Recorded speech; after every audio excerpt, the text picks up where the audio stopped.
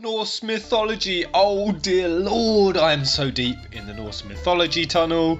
What's good, my fellow peasants, how you all doing? Very quick recap, I want to go straight into this because this is fucking dope.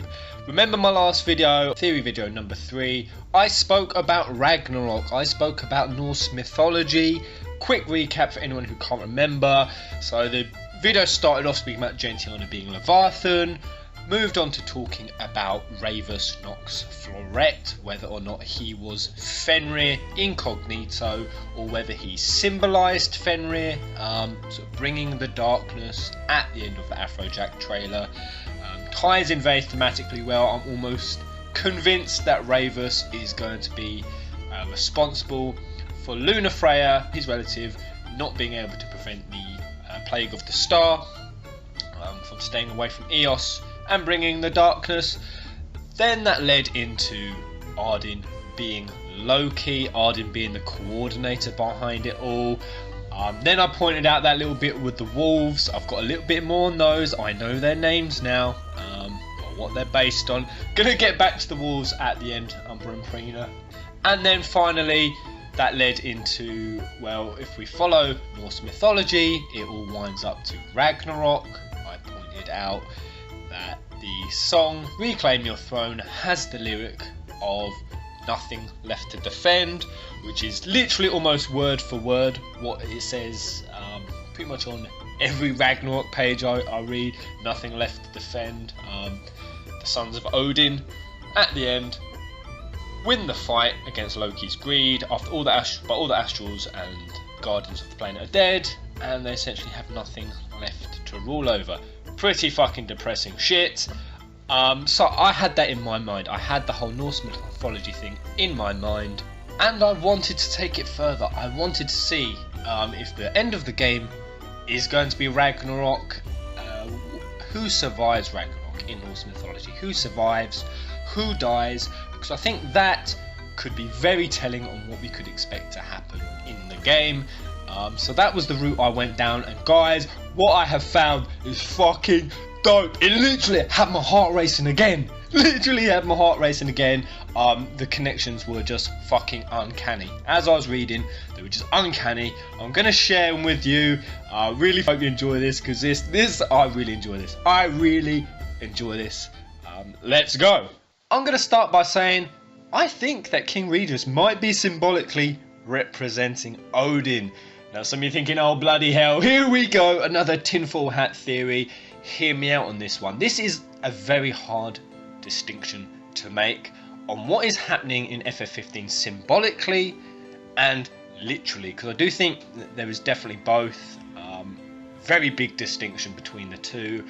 For example, I think that Gentiana is literally Leviathan, but Ravus Nox Floret, on the other hand, I'm not so sure. Could he literally be Fenrir, or could he just symbolically be Fenrir?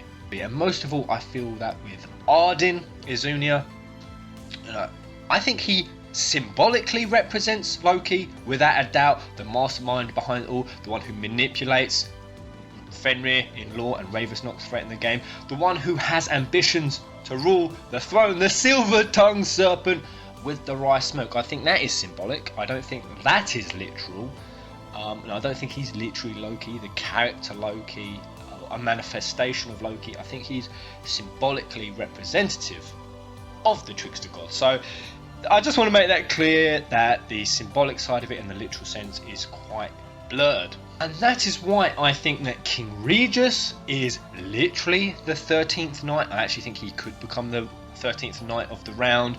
If the weapons of Noctis' ancestors being Knights of the Round Blades weren't enough for you, if the posture that they stuck King Regis in wasn't enough for you, if the fact that King Regis' name is King Regis Calum the 113th wasn't enough for you, and if the shadows in the mist, looking very similar in stature and outline to the Knights of the Round, wasn't enough for you, then what about this picture? What about this picture? There were some of you who said you still didn't think King Regis was the Knight of the Round. A lot of you, some people saying it's because he isn't the 13th Knight, it's the 113th. You were picking on that little detail.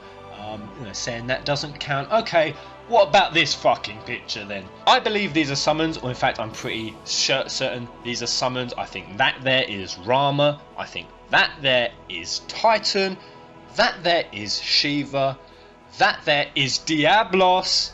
Once again, this is another supporting point that I think in the end one, the final summon could be Diablos. Over here, this is quite morbid. Is that Leviathan getting spiked in the fucking neck? I hope not. I hope Leviathan doesn't die in this. What the fuck is that? Is that Ultros? Is that Ultros? Holy fucking shit. I know. Why the fuck is there a squid in this picture? If that's Ultros, holy shit, I couldn't even imagine if Ultros is appearing in FF15. That would be cool. Ultros is like, he's like Gilgamesh. He's a universe hopper. He does hop universes. He sort of exists outside of time. But back to the Knights of the Round Point. Up here, these figures. Count how many there are. Count. There's 12 of them, guys. There's 12 of them. That means that if they are the Knights of the Round, they are missing one figure. Who could that figure be? King Regis, because he's still alive.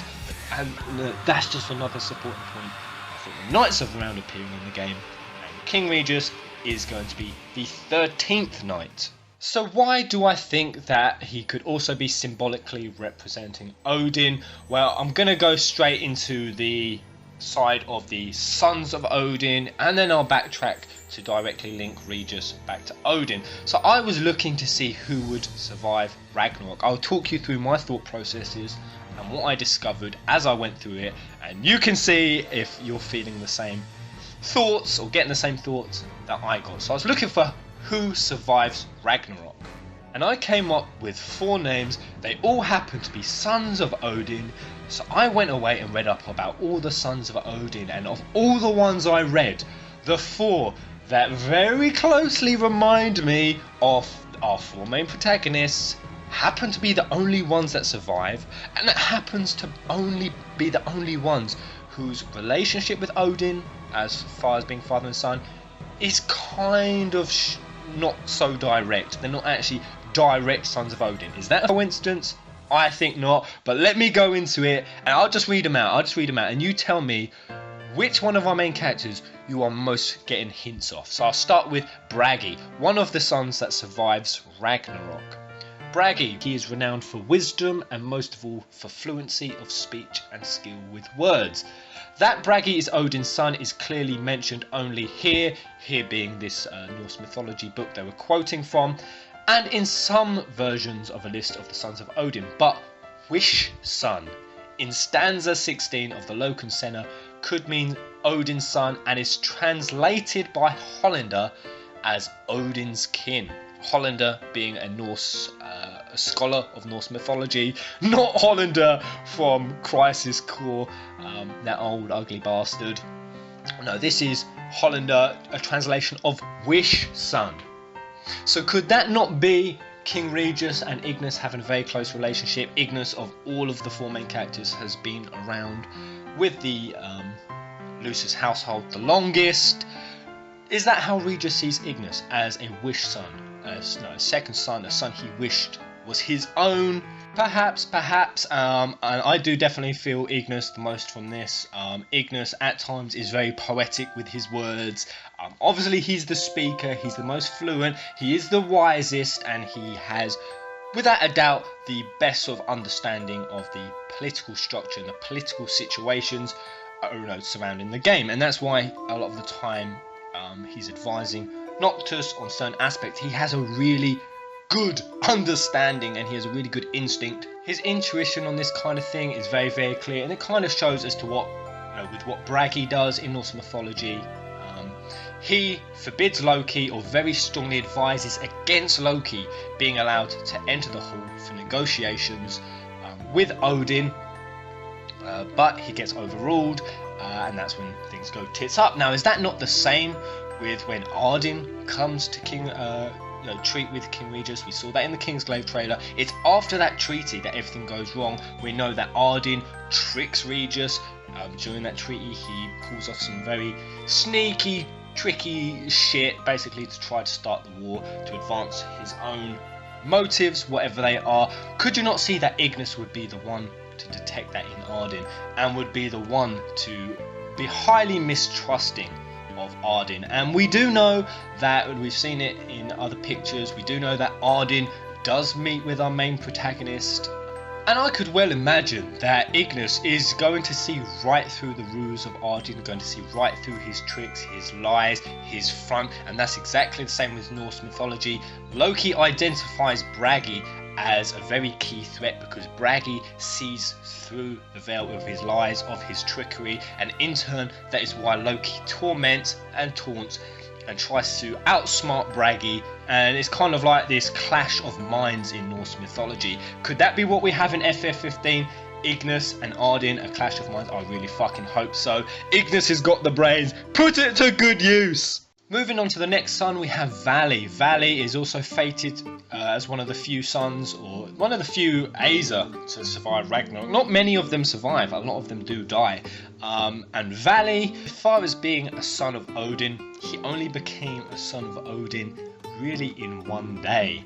Now, that's because Vali, he grew to full adulthood within one day of his birth. So he was a fucking fetus one day and a fully grown man the other day. Quite a transformation. Who else did a transformation? Well, we did see Prompto go through quite a transformation. And also, could you not see that as far as being a connection to Odin? If Vali became Odin's son sort of overnight in one day, is that not very reflective of what we saw in Brotherhood episode 2?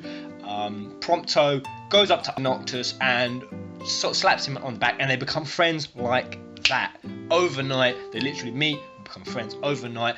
Perhaps Regis is also very fond of Prompto, and he becomes one of the 4 sons of Odin almost overnight. He joins the Brotherhood overnight. Now, the Brotherhood of Ignis, Prompto, Gladiolus and Noctis. And that's the key thing, guys. That's the key thing, is brotherhood. We're using the term brotherhood. So the 4 sons of Odin, I'm listing off, of course, they're brothers. So that connects in with the brotherhood thing. Now, going on with also Vali. So even when I just read the full adulthood bit within one day, I instantly thought Prompto. But this is the absolute fucking clincher, is the description of his name. One is called Ali, or Vali. He is daring in fights and a most fortunate marksman. Come on, guys, that's fucking Prompto. I'm sorry, this is no mere coincidence that I stumbled across this, and literally, like I said, it was just slotting uncannily. He is daring in fights and a most fortunate marksman. So Vali, being Prompto, one of the sons who survives Ragnarok. Don't be expecting Prompto to die at the end of the game. Moving on to another son, we have Hermod. I was going to call him Airmod, or Hermod. It's actually Hermod. Hermod, one of the other sons of Odin. The meaning and etymology of his name isn't entirely clear, but it seems likely that his name is either a variant of warrior or means fury of war. Now, just from that alone, which of our 4 main protagonists would you pick? Of course, you'd probably pick Gladiolus if you're anything like me. Now, Hermod, he travelled the world on Sleipnir, the horse of the god Odin. Sleipnir is the Regalia Sleipnir. If Regis is Odin, could we not also see his car being as Sleipnir, the horse that Odin rides? So, as far as what happens to Hermod at the end of Ragnarok, now it's quite interesting. He doesn't actually, well, he kind of survives, but he kind of doesn't. He kind of dies at the end of Ragnarok, but they found Odin's spear, Gungnir, and were successful in restoring Hermod to life after Ragnarok. So guys, could that not tell us that Gladiolus is going to shave it very fucking close at the end of Ragnarok? Perhaps he's going to get some sort of mortal wound, he's going to cut it real close, or we're going to be led to believe he's dead. But something will bring him back. That'd be pretty cool. As for Hermod's connection to Odin, Hermod is called Son of Odin in most manuscripts, while in the Codex Regius version, normally considered the best manuscript, Hermod is called Svein Odins, which translates as Odin's boy, which in the context is as likely to mean Odin's servant as opposed to his actual son. And is that not what Gladiolus is? Straight off of Gladiolus' Wikipedia, Gladiolus is a childhood friend of Noctis and Ignis. As the eldest child, Gladiolus acts as the shield of Noctis' family. He has known Noctis since early childhood and considers him a brother. So again, we've got the brotherhood thing. But Gladiolus acts as the shield of Noctis' family. Gladiolus is a warrior of the Lusus household. So he is one of Regis's servants, Regis's boy, Odin's servant. He ties in perfectly with being Hermod, the third son of Odin.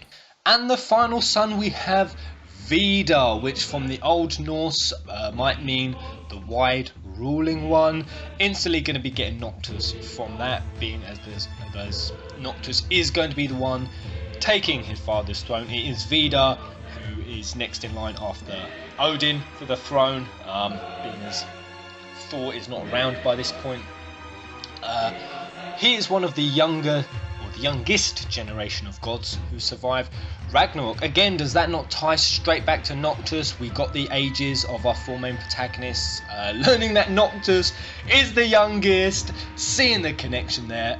Also, Vidar, he is said to be one of the strongest sons of Odin, as indeed is the most legitimate son of Odin. So again, Noctis is directly King Regis' son, and of course Noctis is the strongest of the four. I think we all know that. He is our main protagonist with some bare skills.